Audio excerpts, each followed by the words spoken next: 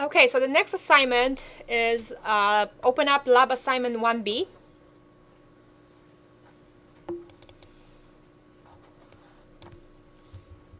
Now you can do your own shapes, but we're just going to analyze some things that you can do with the shape builder, really Pathfinder option. So who can tell me where do I launch my Pathfinder window? I give it away too. Yes, Melanie.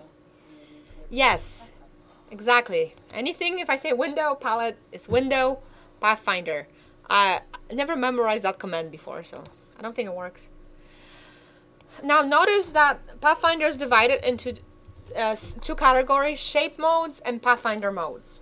The difference is the top 4 modes are really shape modes and they are expandable. They remain live, you can actually manipulate them. Whereas the bottom part, okay, this is permanent change. Right? Once you do it, you can go to a previous state or change to a pixel or anything. Now, some of those images that I actually worked this weekend on to kind of build them, I have done several things to them because you'll see in a minute that when you group some items, the way the tools work is sometimes it looks for like this 2 of them, and sometimes it maybe do a few at a time. So let us select the top shape. Now the easiest way to select it is just hover over your mouse like so, just click and drag, so select everything, right?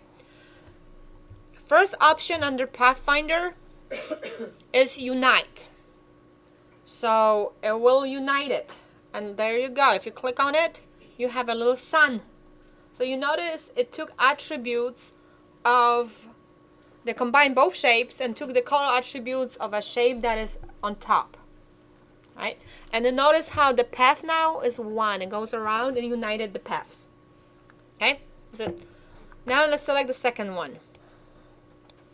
Okay, and we're going to do, this one is minus front. So what happened? Yes, and move it over.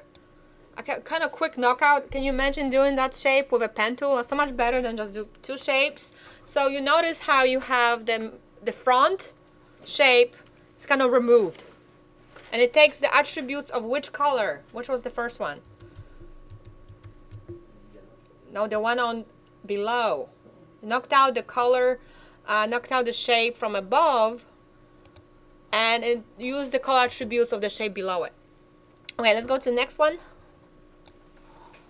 And this one is, intersect, yes, intersect. Now, notice if I click on this, it's not working. Okay, why not? What does it say in the message? Always read the messages. They help. 2. So you have to do 2 at a time. So technically, if I do 2, what will happen in my shape? So I'm selecting, holding the shift key. Select the yellow and then the blue shape. Then click unite. Okay, so we have up are united. Now, do you notice I have another shape here? Look at that. I actually drawn 2 shapes. You didn't have to do it. So make it easier on us. So I'm selecting again the box, or really that kind of rounded box, and then holding my shift key, I'm selecting the ellipse, and I'm clicking unite again. So we have a little shape. So this is really, those options are really awesome when it comes to logo design and uniting shapes. So you notice how it intersected with the shape, and you notice how we have now 1. Right, you see that? So now let's go on and move on to the next shape. So select that, and we have exclude. So what is being excluded this time? Who can tell me? You notice that we have, yes, the path where you have the top shape on the bottom. Those points have been excluded. Now this is actually a fill. The shape itself is filled. Now if you draw a shape, and we can actually try this, practice. This is just to underneath it. Go ahead, and I want you to do this too. So move the shape up, and I want you to draw, and we're gonna kind of repeat the process a little bit, but we can do a different shape. Go ahead, select your rectangle. Actually, no, let's do ellipse. Draw a circle.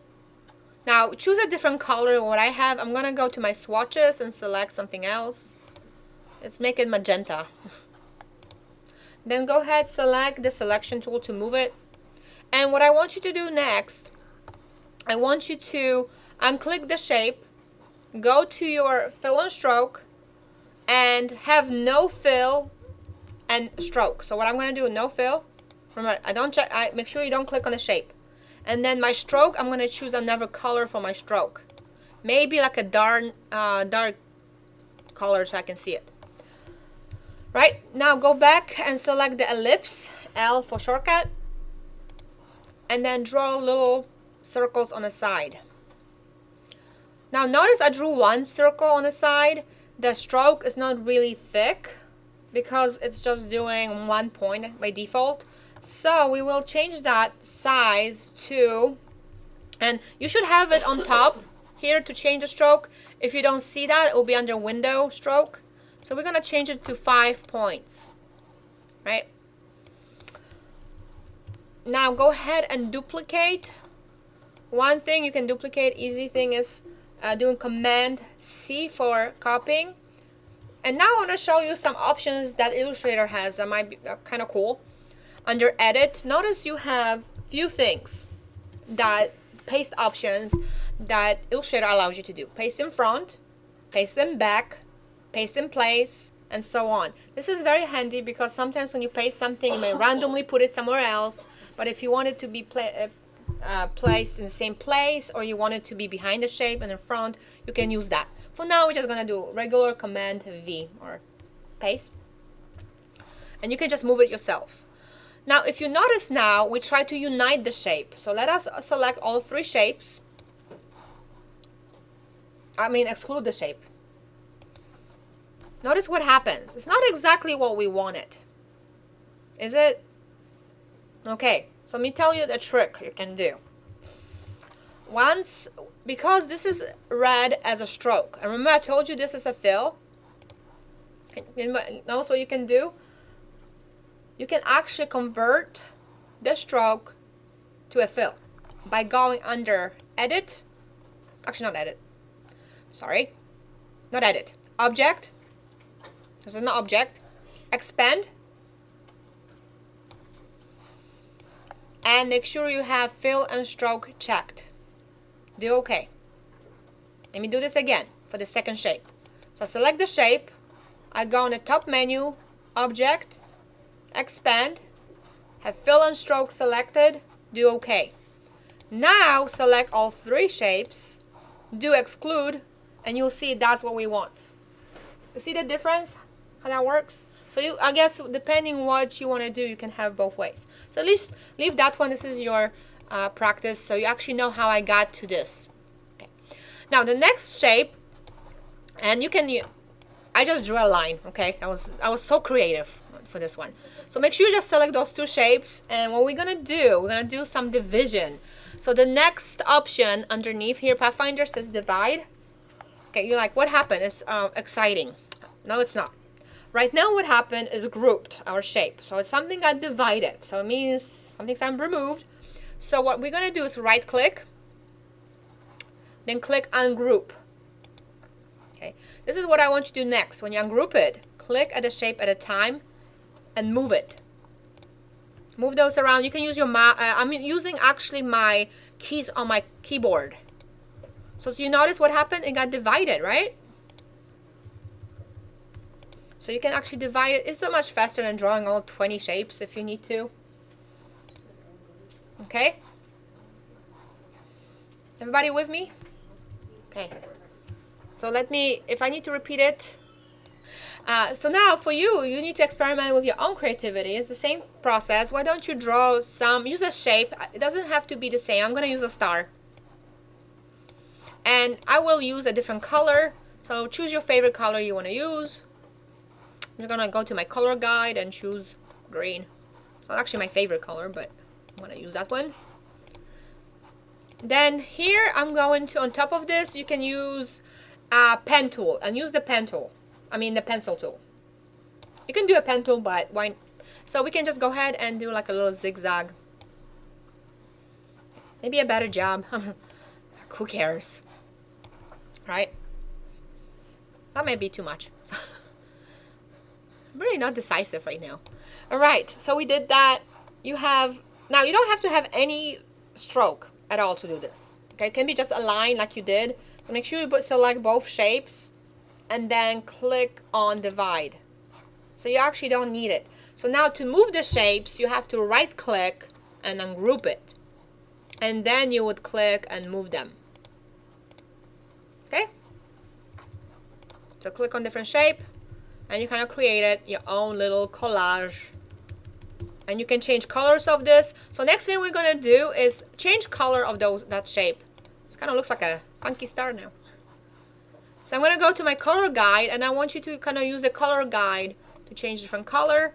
Now again, double check if it's not changing your stroke but your fill. Just change it up a little bit.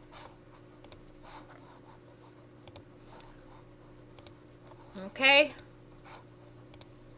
So we have a little bit of different shades here. The color guide. Right, there's my shape. Alright. So we're done with this one. We have a few more shapes left to do. Boom. Now the next one, again, we have little circles here. Let's select it all. Okay, and then the next shape is trim. So what happened? What's trimmed? Yep. There's no stroke. It's trimmed. Now, there's other stuff that happened here too. So why don't we ungroup it? Ungroup. And then move the shapes. You see? We trimmed some things. So it removed the strokes. It also trimmed the parts that are overlapping. So we have a little knockout here too.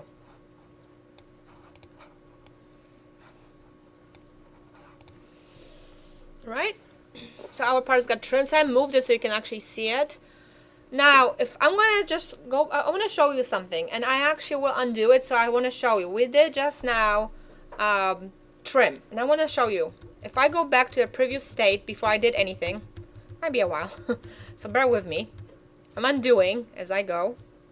Okay, and if I click on merge,